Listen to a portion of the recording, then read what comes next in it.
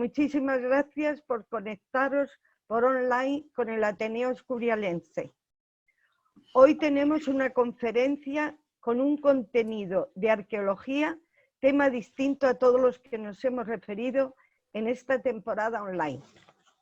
Voy a presentaros a mi amigo Ángel Molina y contertulio de la tertulia literaria La Fuente, que al solicitarle que diera una conferencia para el Ateneo, no lo dudó, a pesar de su trabajo y estudios que está cursando, y por eso quiero darle las gracias. Me ha pedido que quiere dedicar esta conferencia a nuestro querido amigo y contertulio Álvaro Pérez, que murió por el virus que tantas pérdidas está causando. Me uno con todo mi corazón. Era un gran hombre y muy querido por todos los compañeros de la tertulia. Murió al día siguiente que perdimos a nuestro también amigo Jesús Timón. Perdona, voy a descansar un momentito. Sí, venga, Pilar, ánimo. Según la reseña que nos han mandado, vamos a oír a un verdadero amante de la arqueología, y nos dice que en estos minutos vamos a aproximarnos un poco a todos los trabajos que hace posible que una cerámica pueda disfrutarse en la vitrina de un museo arqueológico o que tú puedas pasear por las calles de la antigua ciudad de Itálica. Todo ello visto por los ojos de un voluntario en arqueología, una persona que colabora con los arqueólogos y especialistas en la apasionante misión de conocernos mejor a través de las realizaciones de las personas que nos precedieron. Voy a contaros su resumido currículum e inmediatamente le cedo la palabra. Es funcionario auxiliar administrativo en la Secretaría de la Facultad de Psicología de la Universidad Nacional de Educación a Distancia, UNED, licenciado en Ciencias Empresariales por la Universidad Complutense de Madrid, UCM, estudiante del grado de Geografía e Historia por la UNED. Estuvo 3 años colaborando con el Laboratorio de Prehistoria de la UNED. Estudió durante varios años del egipcio medio la lengua clásica de los jeroglíficos con la Asociación Española de Egiptología, AED. Diploma de formación en curso, Introducción al buceo y la arqueología subcuática del mundo fenicio, teoría y práctica, Mazarrón, Murcia. Desde el 2014 participa como voluntario en campañas arqueológicas, la Villa Romana de Villarricos, Mula, Murcia, arqueología subacuática en Mazarrón, Murcia, Cerro de los Almadenes, Otero de Herrero, Segovia, y Madinat Albalat, Romangordo, Cáceres. Ha promovido y participado en documentales sobre egiptología y arqueología que se han emitido en la 2 de Televisión Española. Numerosos cursos de egiptología y arqueología realizados con la Asociación Española de Egiptología, Universidad Autónoma de Barcelona, UNED. Como he prometido, le cedo la palabra. Muchas gracias. Muchas gracias, Pilar, por esta presentación. Muchas gracias al Ateneo por invitarme a dar lo que es mi primera charla. Es todo un reto. Y gracias también a la tertulia literaria por animarme y por ofrecerme también esta posibilidad. Y a todos los que están aquí, pues también las gracias. También quiero dedicarle la ponencia a mi gata, que me ha ayudado a prepararla y que la perdí estos días, hace 2 días. Entonces, pues ha estado conmigo preparando esta presentación y también se la dedico. Bueno, vamos a empezar. Como vemos aquí, la arqueología nos rodea. Si ponemos la tele, pues vamos a ver miles de canales donde están echando profusamente documentales de arqueología. Va a ser difícil escapar a este fenómeno, pero es que la arqueología somos nosotros y nuestro entorno. En esta foto que os traigo, por ejemplo, ya no solo en la tele, no vais a poder escapar. Cada vez que visitamos una iglesia antigua es arqueología. Cada vez que visitamos una ruina es arqueología. Y si uno intenta escapar de ella tampoco puede, porque si el que quiera ir a Andalucía por la Nacional 4, pues se van a encontrar pasando Valdepeñas con esta carretera que marco, que es la Nacional 4, pasando Valdepeñas, kilómetro 200. Y ahí se va a encontrar con este yacimiento ibérico, que es el Cerro de las Cabezas de Valdepeñas. Os invito a verlo porque ya lo tenéis de camino. Y aquí en esta parte pues está la entrada al centro de interpretación, que es muy interesante de ver, está muy bien recreadas, casas ya reconstruidas de este poblado que vemos aquí, que aquí se ven las distintas estancias, pues allí las podréis ver junto con materiales que han salido en esta excavación. Es una excavación abierta, como muchas de las que tenemos en la península, puesto que esto se sigue excavando también año tras año, en verano, y esto es bastante calorcito, pero pues sigue dando cosas que hacer y cuando lo pases por allí pues vas a poder ver cómo la excavación avanza y avanza lo que se va descubriendo y sabiendo del mundo ibérico. Vamos a presentar un poquito, ya hemos hablado de esto, y bueno, corría el año 1979-80, cuando tenía yo este aspecto, y no sé, se ven dibujillos en rojo, no sé. Y tenía yo este aspecto. Eran tiempos ya pues, en los que nos acostumbrábamos a la nueva democracia y donde también empezaba la movida madrileña, también, hasta que hemos escuchado tantas canciones y que Abelardo algún día nos hará una ponencia sobre la música de la movida. En esos tiempos que iba al cole un buen día, pues mi padre por la tarde me trajo esta foto. Esta foto la tomé yo en Egipto en 2010. Tengo que decir la fecha porque en Egipto se siguen descubriendo cosas y van cambiando de aspecto, a pesar de que parece que está todo excavado allí, pues nada más lejos de la realidad. Entonces hay que decir las fechas. Este templo, me presentó esta foto. Espera un momento. En fin. Este templo son los templos de Abu Simbel, son dos, solo se ve ahora mismo el del rey Ramsés II. Se salvó de la presa de Asuán cuando se construyó y se trasladó. Este templo está en una colina artificial y bueno, pues está reproducido, se trasladó como unos 50 metros de su emplazamiento original, se creó esta colina y es exactamente igual a la original, una colina artificial. También participó en este asunto de crear la colina artificial un ingeniero español, o sea que nuestra arqueología aparece por allí. Y me la enseñó, yo fui en 2010 y tengo esta foto de estos templos que están pues, con Sudán, en la frontera con Sudán, ya en el centro de África, porque Egipto llegó bastante hasta el centro de África y está en la frontera sur.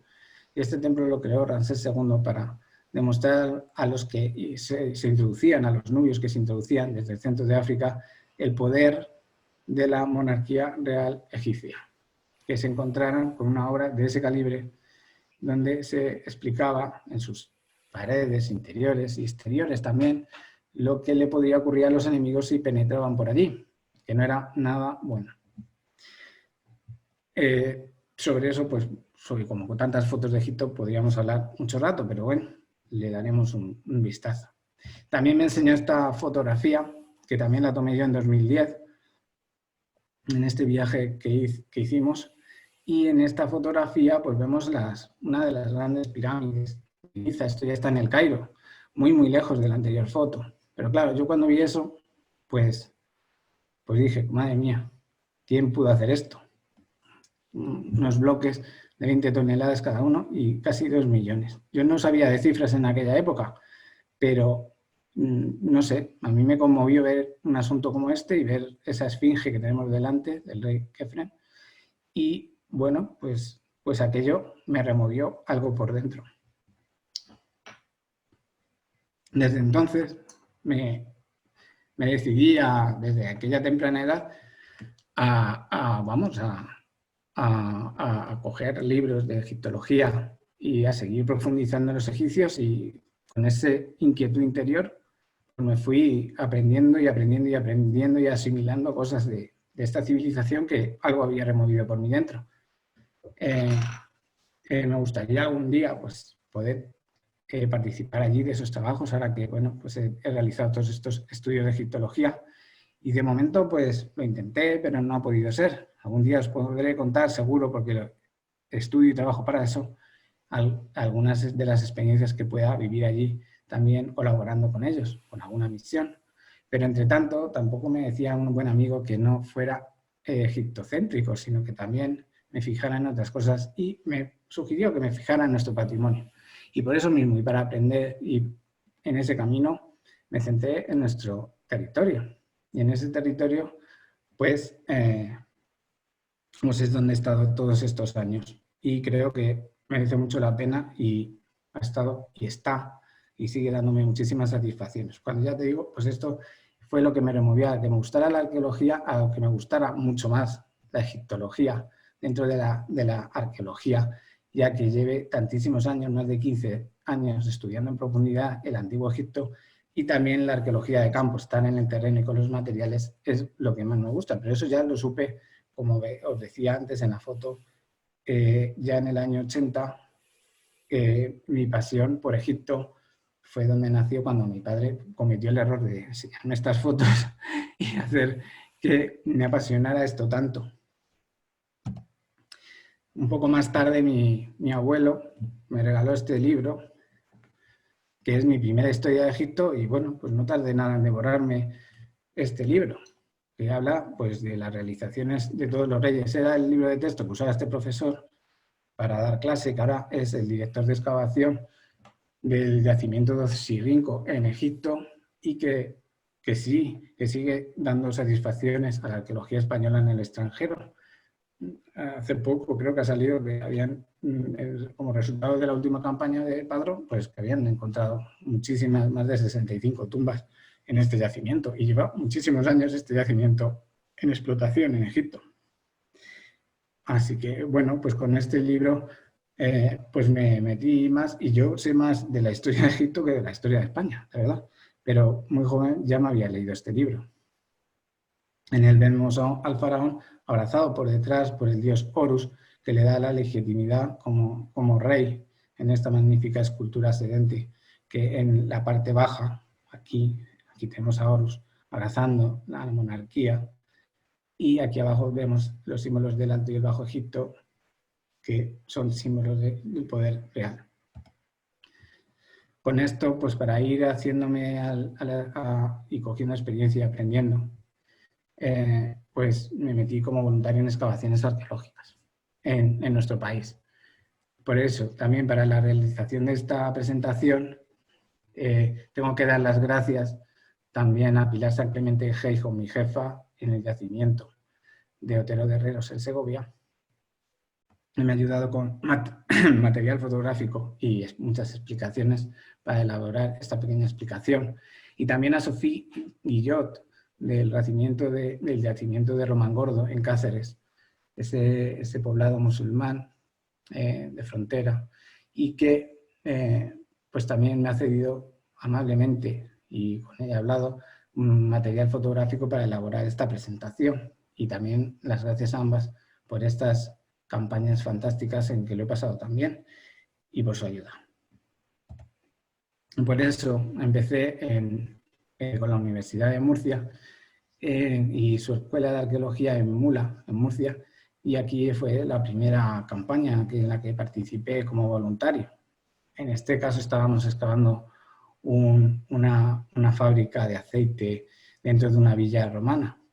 Este yacimiento de Mula, aquí estábamos pues en esos trabajos. En este yacimiento siguen sacando esta villa romana, se sigue excavando hoy en día, y esto fue en 2014 y estamos por 2020.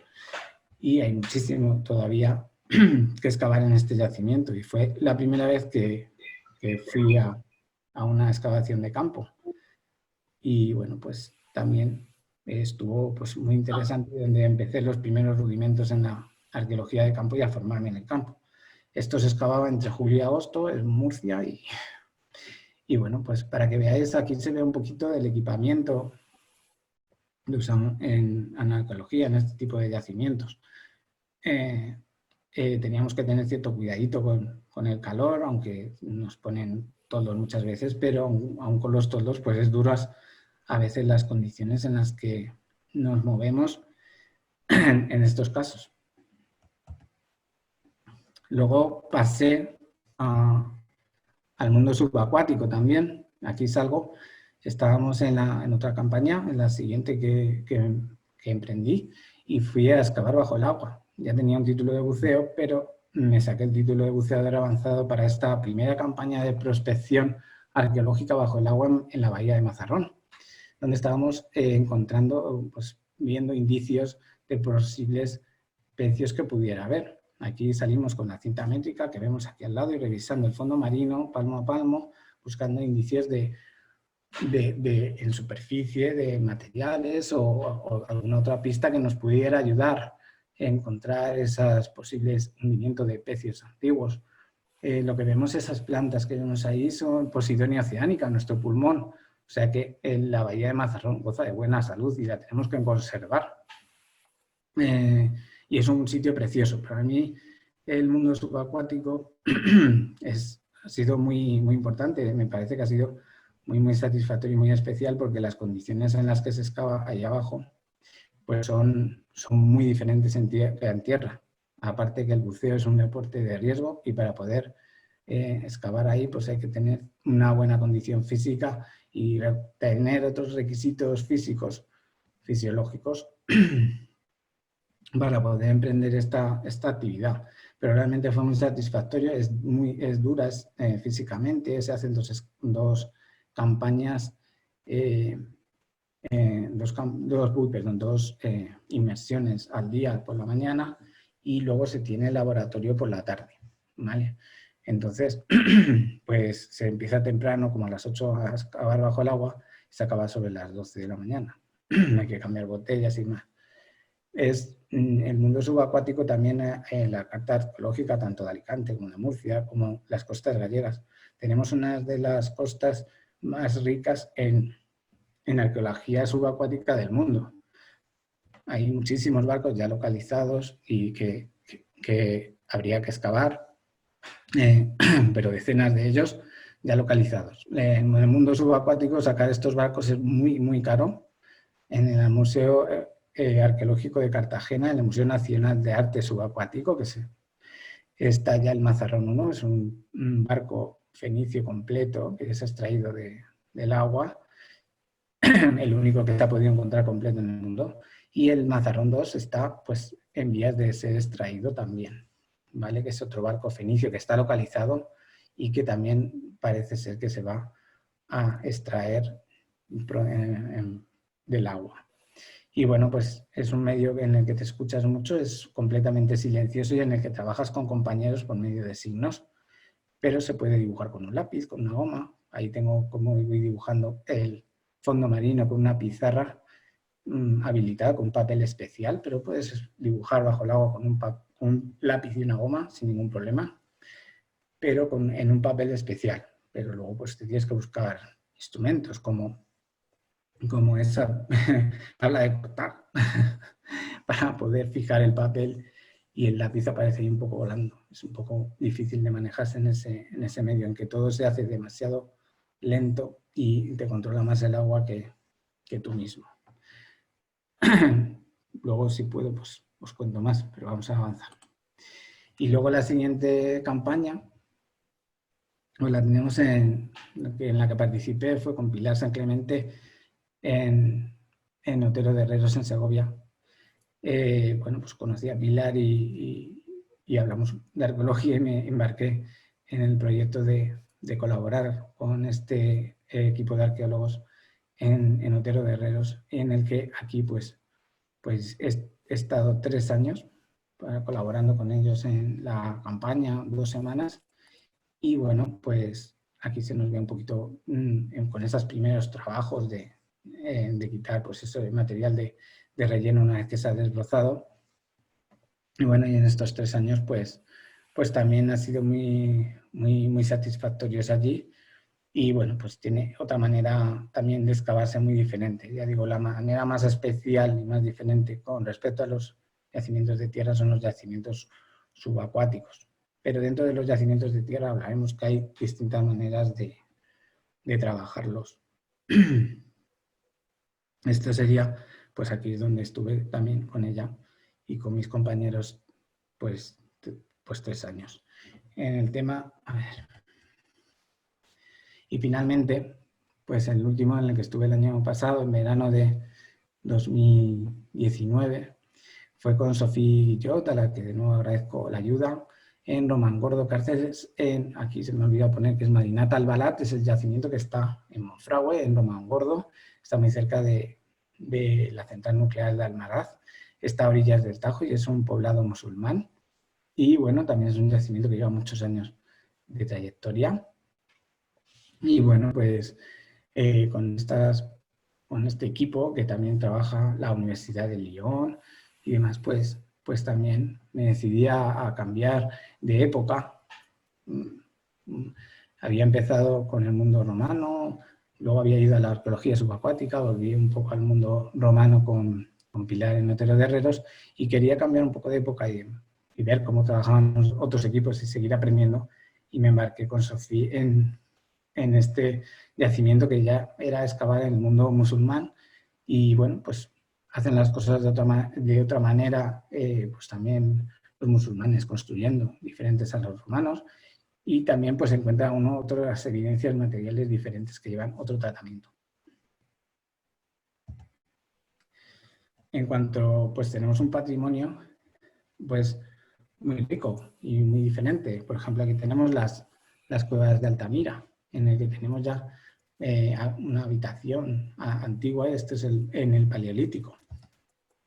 Por ejemplo, luego tenemos que dentro de nuestros yacimientos y distintas épocas también, por ejemplo, el poblado de los Millares, que hace poco salía una noticia que parece ser que son de las primeras ciudades de la península, según un artículo de prensa que había salido. También este yacimiento pues, queda mucho por... También no está terminado de excavar, está expuesto, se puede visitar y invito a hacerlo, porque tiene esas tumbas tipo todos que vemos aquí a la derecha. Y bueno, también tiene reconstrucciones de las viviendas aquí, de la muralla que rodeaba esta ciudad, y son de las primeras que tenemos en la península. Y que bueno, que invito también a ir a verlas. Otros, por ejemplo, es el Cerro de las Cabezas también, para que veamos distintas épocas. Y esta es otra foto de otra perspectiva del yacimiento.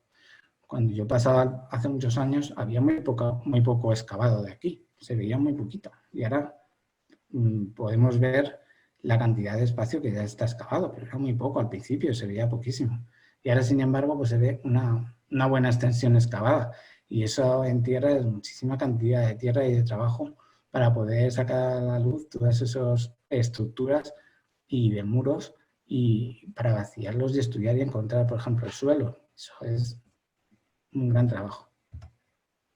O también desde el mundo romano nos encontramos con estas grandes cosas como tenemos en el Teatro de Mérida o la Alhambra, para que veamos un poco la riqueza y la variedad de épocas que tenemos en nuestro territorio, este magnífico conjunto de la Alhambra. Tenemos tipos de yacimientos según el medio físico, como decíamos antes. Tenemos terrestres, como Itálica, en el mundo de esta ciudad romana, que está ahí en Santiponce, Sevilla. Está lo mismo, digo, de Itálica. Es un extensísimo yacimiento, es toda una ciudad, y que queda muchísimo también por descubrir ahí, por trabajar y por seguir dando satisfacciones, aunque ya lo que está a la vista y que se puede visitar y ver es realmente espectacular. Luego tenemos el mundo subacuático. Sobre este tema, pues he encontrado esta foto que han subido, todas las fotos, o me han sido, quería hacer una precisión, o me han sido cedidas, por ejemplo, por Pilar o por Sofía para esta presentación, no son de Wikimedia Commons, porque yo tengo personales, pero pueden ser material de investigación, y que no se viola ningún derecho de autor, ¿vale? O de investigación. Este, por ejemplo, es una que he encontrado de los trabajos de excavación subacuática en Sanilla, Menorca, donde los arqueólogos están colocando una rejilla en la zona que van a excavar. Se suele colocar una cuadrícula en el área a excavar, se enumeran, se saca la fotografía y después ya se procede a excavar ese fondo submarino, y si hubiera algún resto arqueológico, pues se puede identificar el lugar gracias a la rejilla que se pone ahí, esa cuadrícula. ¿Vale? Que es una estructura que luego se queda fija en el fondo marino y se trabaja sobre ella y se van sacando las cosas, pero ya está identificado el lugar de donde se encuentran. Y también se pueden encontrar, que a veces nos olvidamos, en cavidades. Tenemos muchas cuevas, como la cueva de la Garma, por ejemplo, y también hay enterramientos bastante más profundos, no solo, por ejemplo, en viseras de las cavidades, sino mucho más profundos, dentro de las propias cuevas, y entonces ya llegamos a otro terreno que sería la espeleoarqueología o también la arqueología de las cavidades. En este caso, pues estaba yo en un curso que hice de espeleoarqueología para habituarme o también conocer el medio en el que me podía encontrar en una situación de este tipo. Es otro ambiente completamente distinto. La humedad pues es enorme, de 100%, y bueno, pues uno quieto pues empieza a coger frío, son otras sensaciones, y luego hay que trabajar con la oscuridad absoluta. Entonces pues tiene otras particularidades, como pues sacar fotos en la oscuridad, que es bastante complicado. O sea, salen otro tipo de técnicas y de maneras de hacer que te las viene provocadas por el medio físico. Entonces, para hacer fotografías se necesita una serie de técnicas. O sea, uno está haciendo fotografías en el medio terrestre y es bastante más manejable que hacerlo en la oscuridad. Entonces, pues también sobre la fotografía pues hay unas técnicas. Luego, pues estar muy bien abrigado en estos sitios, porque a medida que pasa el tiempo de trabajo en cavidades empieza uno a sentir bastante frío con esa humedad y esa oscuridad. Entonces, también hay que contar con eso, porque si no, pues se puede pasar mal, y también tiene sus condiciones pues complicadas. Aquí tenemos este esqueleto de ahí, pues es una maqueta que nos pusieron para hacer el ejercicio de cómo excavar. Teníamos que estar completamente tumbados porque teníamos la roca encima del casco, no entrábamos más que tumbados, y cómo a partir de ahí pues teníamos que estudiar ese esqueleto, tomar las medidas, las fotografías. Y bueno, estos ejercicios, este curso se hizo en una cueva de Patones, pero vamos, que llovía bastante, entraba muchísima humedad, y además, bueno, pues hay que trabajar, por ejemplo, con silencio, porque había bastantes murciélagos y con el sonido se pueden asustar, incluso morir por el sonido. También, como vemos en nuestra... También otra clasificación que podemos encontrar de los yacimientos es por la época histórica, desde tan antiguos como el de Atapuerca, Burgos, que hablamos de centenares de miles de años, 800.000 años, unas cronologías súper antiguas, por ejemplo. Luego también, pues aquí vemos pues eso, pues los primeros poblamientos de la península, incluso antes, y que se sigue excavando en Atapuerca, o sea, muy antiguos, como otros, como el Cueva de los Letreros en Almería, con la pintura esquemática y levantina. Y aquí, pues, de esta Cueva de los Letreros de Almería, pues os traigo esta imagen, que luego veréis pues que se asemeja mucho, si conocéis el Indalo de Almería, pues se inspiró en esta Cueva de los Letreros. Pues ves esta figura cómo se parece. Luego un artista, el grupo de artistas de Almería, cambiaría un poco el diseño de esta pintura y la adaptaría a lo que conocemos ahora por el Indalo de Almería. Pero el Indalo de Almería viene de esta pintura levantina, como este signo que viene de la Cueva de los Letreros, ¿vale? Entonces, aquí estábamos hablando pues de la prehistoria. También otros yacimientos y muy espectaculares, por ejemplo, en la Edad del Bronce, tenemos la Motilla del Azúcar en Ciudad Real. Está espectacular. Sale un poco curva porque han hecho ahí un diafragma muy grande, una ampliación. pero para que os hagáis una idea de la riqueza y la variedad de yacimientos que tenemos en nuestro territorio, pues he ido cogiendo un poco unos cuantos diferentes.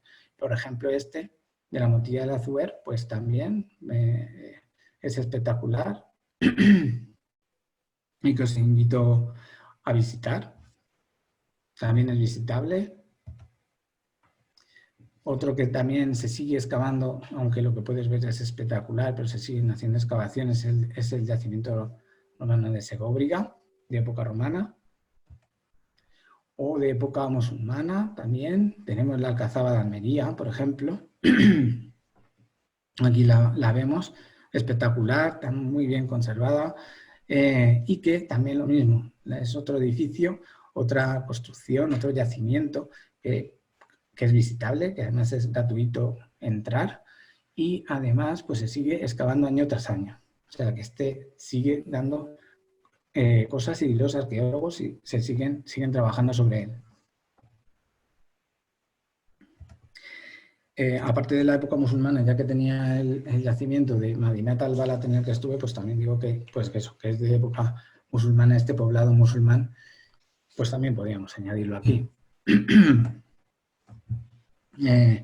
Entonces, ¿qué son esos trabajos que permiten que nosotros disfrutemos de todo esto? Pues la arqueología de campo, y que es donde yo he participado como voluntario. Y que es, pues la arqueología de campo, yo por la experiencia que he tenido en estos años, desde el 2014 al 2019, yo la siento como un conjunto de actividades que van a permitir sacar a la luz nuestro patrimonio, estudiarlo y ponerlo al servicio de la sociedad. Eso es lo que creo que puede ser. A la pregunta de dónde se desarrolla, para mí la arqueología de campo no solo se desarrolla en el hecho de estar cavando, sacando tierra, o sacando restos humanos, o sacando cerámicas, sino que también es mucho más. Es también el trabajo de laboratorio, lo que se hace también fuera del laboratorio, el estudio, la investigación, las bibliotecas, también el laboratorio, lo que se hace fuera del campo, que ocupa además la otra mitad de la jornada de trabajo dentro de una campaña arqueológica, porque estás a lo mejor por la mañana excavando y por la tarde se están estudiando y haciendo los primeros estudios de todo ese material. A veces sale tanta cantidad de material que no da tiempo en la propia campaña a gestionarlo, y durante todo el año se sigue gestionando ese material y a la parte hay que estudiarlo y hacer los informes correspondientes de eso. Entonces, tiene esas dos vertientes, no es solo ir allí a cavar o a bucear, sino también todo lo que lleva después, todo ese trabajo de la mañana en el campo. La arqueología de campo también lleva ese trabajo de por la tarde. ¿Qué disciplinas abarca? La arqueología de campo es una actividad multidisciplinar. En este asunto trabajan muchísimas disciplinas.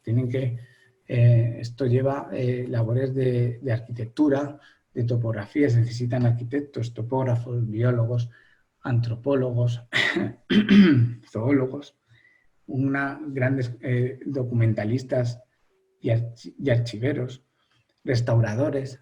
En fin, una gran cantidad de disciplinas se pueden llegar a juntar en una misma campaña arqueológica. Se necesita de todos ellos, geólogos también, de todos ellos y de su saber para poder sacar adelante la campaña y poder estudiar bien todo lo que se está gestionando allí.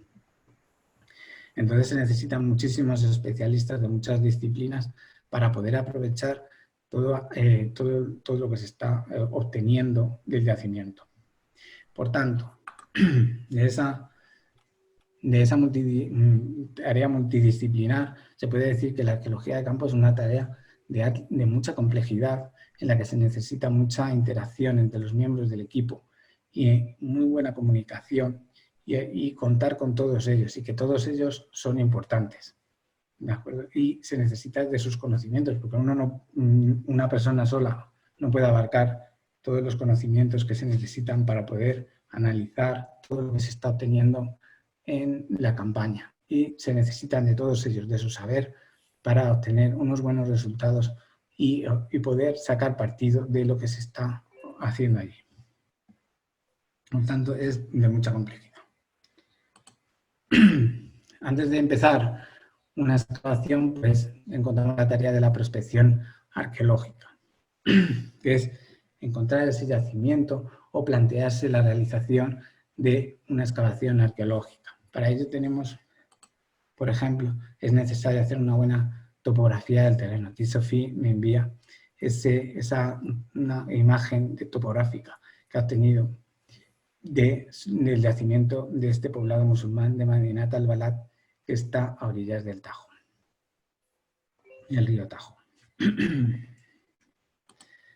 También aquí he encontrado esta otra fotografía, que también la fotografía aérea ayuda a ver cosas que desde el suelo no se ven, como estas estructuras murarias que se ven desde el cielo de Villavieja, Granada, este poblado prehistórico. Y nos ayuda a delimitar pues, terrenos o superficies que puedan ser interesantes a la hora de trabajar o de encontrar el yacimiento. Aquí tenemos también la fotografía aérea del yacimiento de Madinat al-Balad, un poco más arriba, donde vemos esa U que forma el río Tajo. Se mete esta lengua por aquí, una lengua del río Tajo, pero el curso principal va por aquí y se ve mucho mejor delimitadas la zona a trabajar.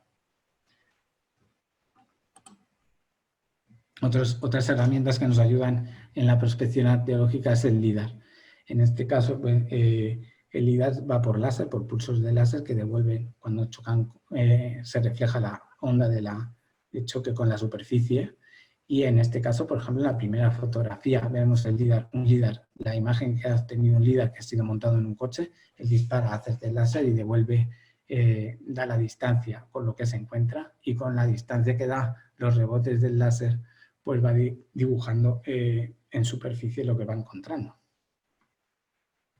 Aquí también, más abajo, tenemos un LIDAR montado en un avión que lanza los pulsos desde el avión hacia la Tierra y permite también obtener imágenes topográficas del terreno y nos permite encontrar pues, estructuras que puedan pasar desapercibidas a nosotros. También un elemento muy importante para poder plantearse la excavación y encontrarlas son los documentos históricos, las bibliotecas y archivos, como tenemos aquí en esta biblioteca tan importante como la del Escorial. Y otra técnica también muy interesante es la técnica del georradar. En la técnica del georradar va por ondas electromagnéticas, en la que una de las partes de las ondas se refleja cuando se alcanza el límite entre dos materias con diferentes propiedades eléctricas. ¿Qué permite esto? Esto permite encontrar estructuras o cosas bajo la tierra. He leído en un trabajo que se pueden llegar hasta los 5 y 10 metros de profundidad de lo que se puede llegar a visualizar bajo tierra con la técnica del georradar. Aquí tenemos otro proyecto arqueológico que también subió una fotografía a Commons, que es el de Santa Catalina, donde se ve un artefacto de georradar montado en ese carricoche. Ellos van a ir recorriendo la superficie y van a ir enviando ondas electromagnéticas al suelo y se revuelven esas ondas electromagnéticas al receptor para ir conformando lo que pueda haber bajo la superficie. Y luego también está la visita en el terreno, que es la comprobación de posibles indicios de estructuras sobre el terreno, también la posible que se puedan encontrar ya en superficie algún tipo de restos materiales, o también se pueden, en lugares que ya uno sospecha, pues tiene bastantes indicios de que puede haber algo, una realización de sondeos, zanjas o catas para ver si realmente ahí es un lugar interesante o merece la pena meterse más en profundidad.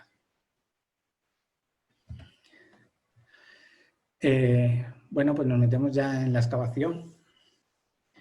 En la parte de excavar, como decía, en la arqueología de campo yo veía esas dos vertientes cuando yo participo en una campaña arqueológica. El momento de estar en el campo y el momento que normalmente es por la mañana y el momento de ir al laboratorio, que normalmente se hace por las tardes. En este caso, normalmente yo he hecho las campañas pues un par de semanas que cojo de mis vacaciones laborales y se hace en verano. El grueso de las excavaciones pues suelen ser en verano. Coinciden con las vacaciones de los estudiantes o de las y también de los profesionales, que es cuando mejor lo tienen, pero también hay excavaciones que se hacen durante todo el año, empresas de arqueología que también están, y otro tipo de excavaciones, como las excavaciones de urgencia, que se hacen cuando se emprende un edificio y hay que ver si existe algún resto. Pero bueno, en estos casos en las que me dedico son a las excavaciones estas, que no son de urgencia, sino de yacimientos arqueológicos pues ya antiguos, ya planteados. Entonces, bueno, pues solemos estar todo el día y normalmente, bueno, depende de las condiciones climatológicas, pero normalmente yo en las que he participado se excava por la mañana, se va al campo por la mañana y se va al laboratorio por la tarde, pero a veces hay que hacer alguna tarea complementaria, también se podría ir por la tarde, pero hay que hacer esas dos tareas, tanto la excavación en campo como la tarea de laboratorio. Empezaríamos, si es una zona nueva o un área nueva, por un desbroce o limpieza de la cubierta superficial. Aquí lo vemos en esta foto que nos cede Pilar del Cerro de los Almadenes, de Otero de Herreros, en la que están estos miembros del equipo que quitando esa cubierta vegetal para despejar el terreno, donde después se vaya a profundizar.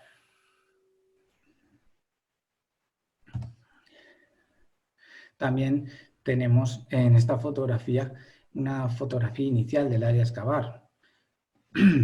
Normalmente ya has limpiado la zona que tenías previamente. Normalmente las fotos iniciales pues las haces antes de que salga el sol por el tema de las sombras. Por eso se suele también, otro de los motivos de ir tempranito para aprovechar y también para tener una buena luz para hacer fotografías, por ejemplo. Entonces, cuanto antes hagas las fotos, menos sombras y más claro se ve el yacimiento.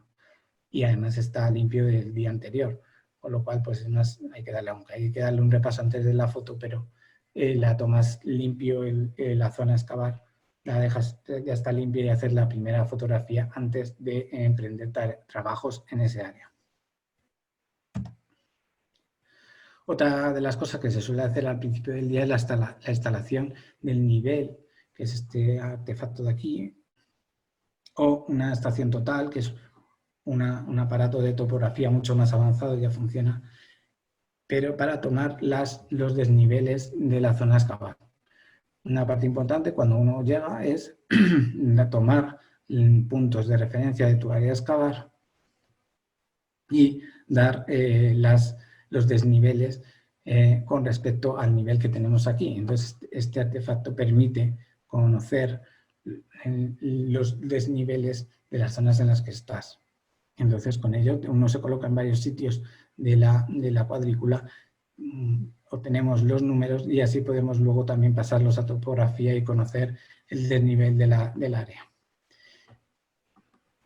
Eso también se suele hacer cada día y al principio se suele montar el nivel y entonces pues ya vas tomando cotas que son esos números de desnivel que se llaman cotas a lo largo de la jornada.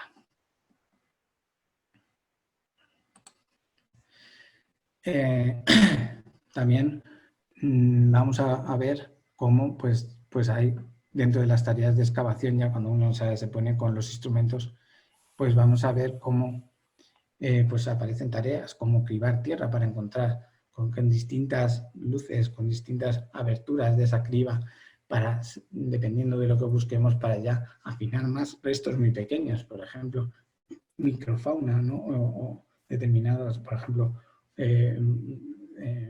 semillas, o huesos pequeños de animales, carbones pequeños. Entonces se hace ese cribado de tierra para encontrar de una manera más detallada dentro de esa tierra más datos.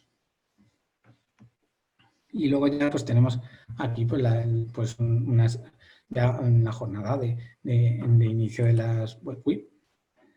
la excavación, donde vemos ya pues que estamos allí pues con los instrumentos pues empezando a bajar un poco el nivel del terreno y empezando ya a excavar.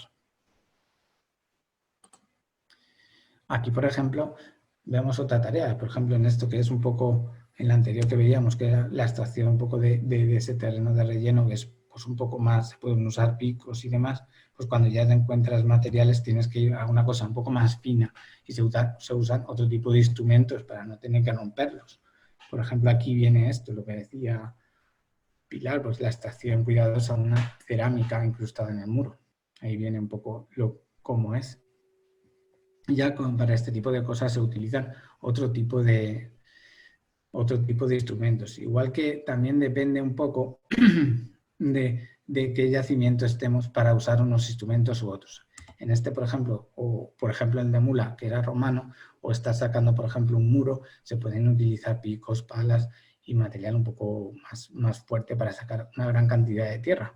Pero, por ejemplo, ya dependiendo, por ejemplo, del tipo de yacimiento, cuando estás en la prehistoria, pues a lo mejor trabajas en solo 1 metro cuadrado y en todas las 2 semanas a lo mejor has bajado 2 centímetros o 3 dentro de tu área de excavación y estás pues simplemente con pinceles o simplemente con un paletín pequeño.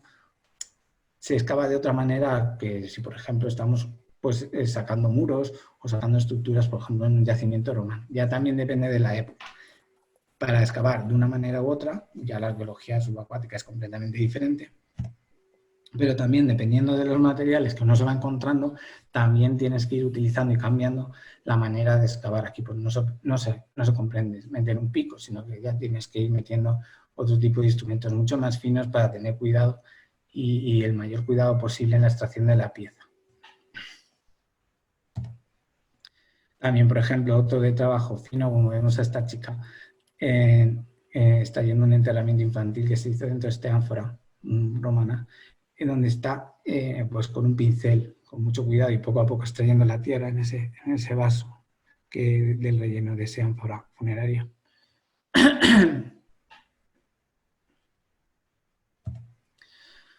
También es muy importante que a medida que vamos bajando en el terreno, pues vamos viendo las distintas... nos puede dar... Aquí vemos un poco la estratigrafía. La estratigrafía es un poco cuando vamos ya bajando, se va bajando y excavando hacia abajo en profundidad, pues vamos viendo distintos colores, es que intento pasar el ratón, distintos colores de tierras y demás que también son importantes de estudiar. Es lo que se llama el perfil estratigráfico. Normalmente las zonas más antiguas están cuanto más abajo y lo más moderno más arriba, aunque puede sufrirse por miles de cosas, alteraciones, pero nos dan mucha información sobre las cronologías y lo que está ocurriendo en ese lugar, las distintas tierras, los distintos estratos o cosas nos van dando información de lo que allí ha ocurrido a lo largo de los años, no solo de la ocupación del pueblo que estuviese allí, sino de los anteriores que estuvieran allí y que ocupan un lugar en ese perfil, las distintas edades que ha sufrido el terreno. Es como cuando vemos un cañón y vemos los distintos niveles que aparecen en el corte de la piedra. Pues ahí vamos viendo las distintas edades que ha tenido ese cañón rocoso. Pues aquí pasa igual en el yacimiento. Dentro de la ocupación podemos encontrar pues, distintas fases de ocupación y esto nos lo da el perfil estratigráfico. Aquí se ve muy bien, es que no puedo, a ver si puedo, aquí lo puedo hacer. Pues este tipo de colores, este otro ya marca otra cuestión y eso también hay que estudiarlo y se da y se va a reflejar en los estudios y también nos ayuda pues, a ver cuál ha sido el desarrollo temporal de este lugar a lo largo de los años. También es muy importante que cada día hay que rellenar el cuaderno de campo donde se reflejan los trabajos que se han hecho durante la jornada y hay que relatarlos y describirlos y rellenar su correspondiente ficha de campo de cada jornada. También lo que se suele hacer al final del día es limpiar tu área, bien, dejarla, dibujarla si es que da tiempo dibujar tu zona y finalmente una vez limpio hacer una fotografía final de la zona. Aquí vemos a Pilar San Clemente pues que está ahí supervisando el trabajo de 2 miembros de la campaña como rellenan el cuaderno de campo y haciendo las apreciaciones correspondientes. Y finalmente, ya al final de la mañana, terminamos recogiendo todos los materiales y ya se daría por terminada una jornada allí. Después nos encontramos esa otra gran parte de la arqueología de campo, que es el laboratorio. Eso normalmente suele ser por la tarde. Ya digo que estas campañas que a lo mejor duran un mes, pues claro, con eso se va a trabajar durante todo el año, con lo cual son muy intensas. Se puede empezar, pues eso, pues se empieza a lo mejor a trabajar ya en el campo a las 8 de la mañana y se puede llegar a terminar pues a las 8 o las 9 de la noche. Son muy intensas porque hay que aprovechar mucho el tiempo, se excava durante poco tiempo al año y con eso tienes que trabajar durante el resto del año. Con lo cual hay que aprovechar el tiempo en el campo y en el laboratorio lo máximo posible.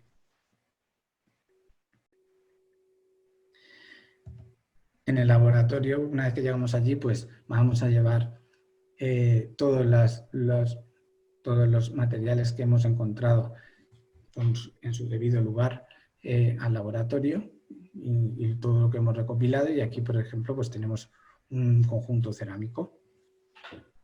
Y allí se van a ir clasificando lo que hemos encontrado en los distintos tipos de materiales, hueso, metal, litio, madera, carbones, y se van cada uno a su grupo con su ubicación. A continuación, por ejemplo, aquí también tenemos fragmentos de tipos de siles que se encontraron en un yacimiento. Por ejemplo, estos son unos siles que pude encontrar en las cercanías del castillo de Sobac, en Jordania, cerca de los Altos del Golán. Es un castillo hecho por los cruzados, por los templarios. No por templarios, no por los cruzados.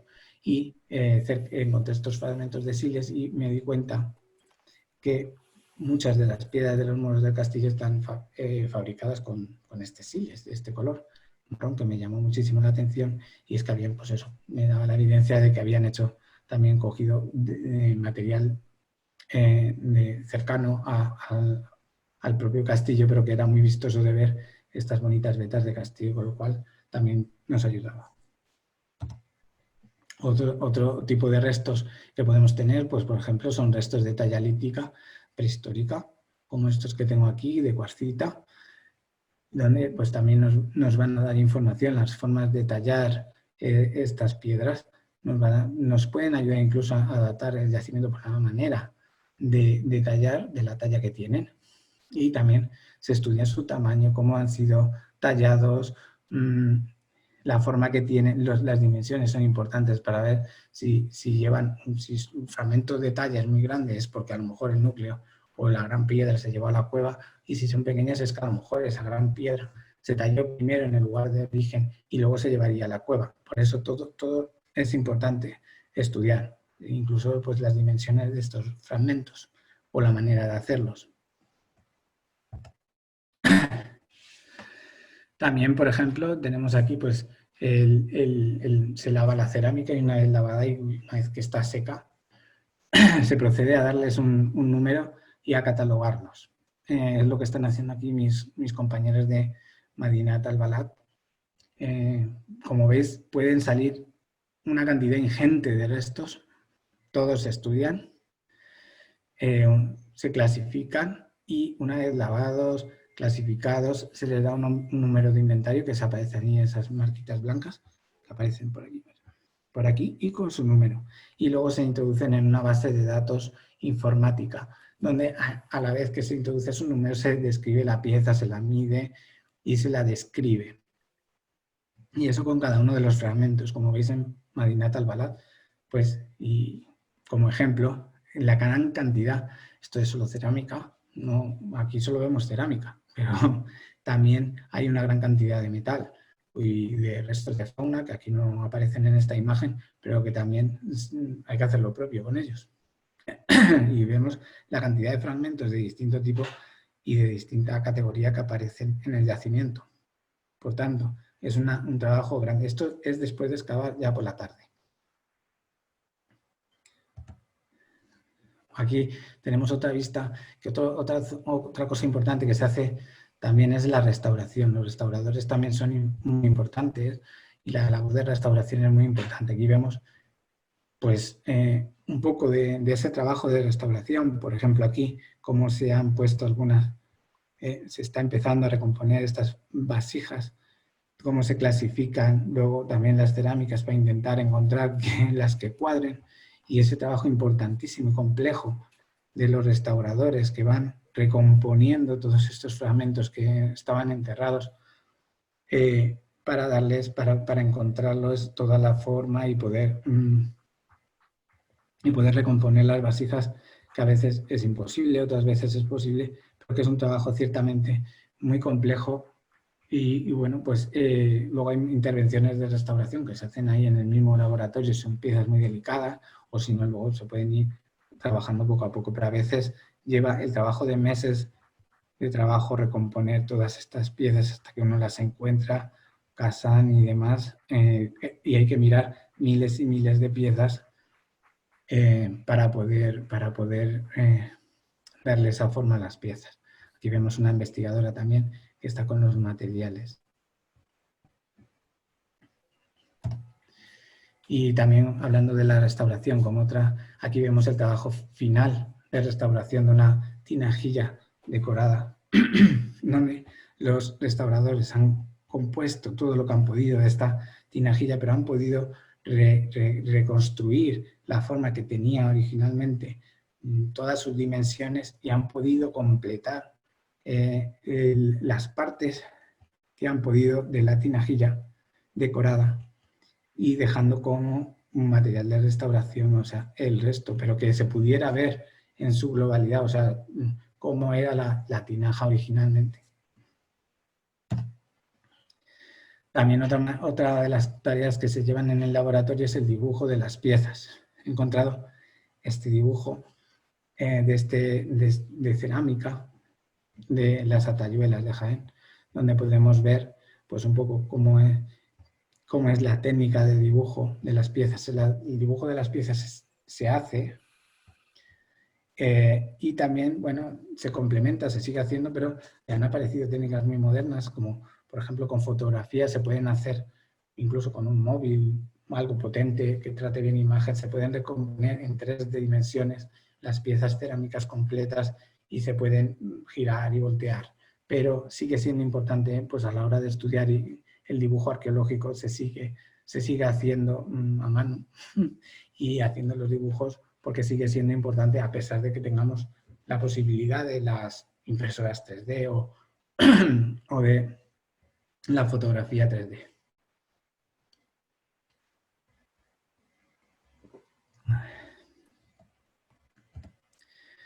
También hay que dibujar de distinta manera. Otros tipos de materiales que se dibujan es el metal. Esta foto que no tenía yo, fotos de metales, pues es una figura que he encontrado un dibujito en la Enciclopedia Británica. Pero es otra manera de dibujar diferente a la cerámica. La cerámica la habíamos hecho de una técnica donde se ve la parte exterior e interior de la vasija, como puede ser exteriormente y como si es lisa por dentro se pueden ver. El metal es otra forma y aquí es otro tipo de técnica, por ejemplo, para dibujar piezas líticas. Esto es como se dibujan la lítica.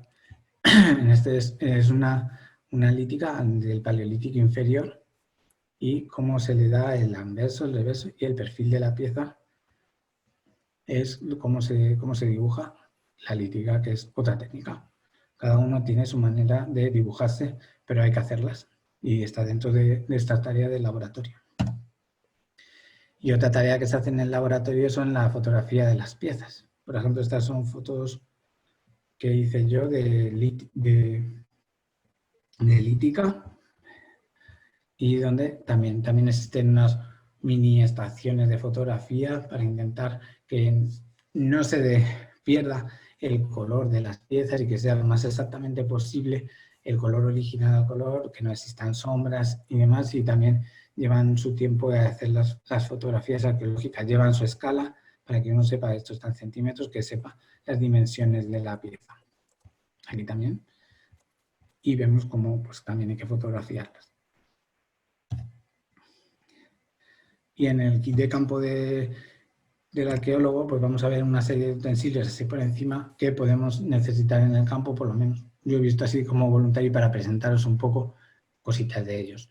Por ejemplo, los jalones que miden pues un poco las dimensiones de la zona. Luego veremos, hemos visto en la fotografía al principio de un área de fotografía inicial donde esto nos ayuda a ponerlo en el terreno y a decirnos cuánto mide la zona donde ponemos este artefacto. Luego también tenemos el nivel, del que hemos hablado antes. Y luego pues no es obligatorio que uno tenga su kit, pero este es mi kit, que voy haciendo mi propio kit. Normalmente los equipos de arqueología te facilitan todo el material y no es obligatorio que los colaboradores tengan una cosa así, porque te lo facilitan ellos. Pero bueno, yo poco a poco he tenido la posibilidad de hacerme mis propias cosas de arqueología. Equipos vemos pues, que hay azadones, picos, palas. Es importante tenerlos afilados para que no patinen, porque si no, pues se pierde mucho tiempo en la excavación.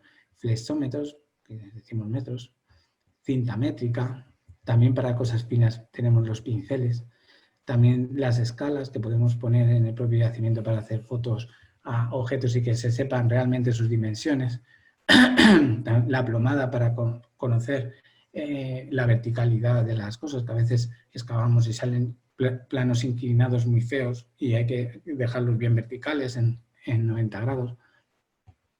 Y también distintos tipos de paletines que hay por aquí para ya hacer trabajo más fino o un nivel pequeñito que se pone con una cuerda para también conocer la horizontalidad y no perder inclinaciones. Guantes y muy interesante también pues, tu carretilla y un gorro porque, ya te digo, pues los guantes porque a veces hay muchísimos bichos y para tratar con la tierra y luego pues evitar disgustos con animalitos que nos podemos encontrar ahí debajo.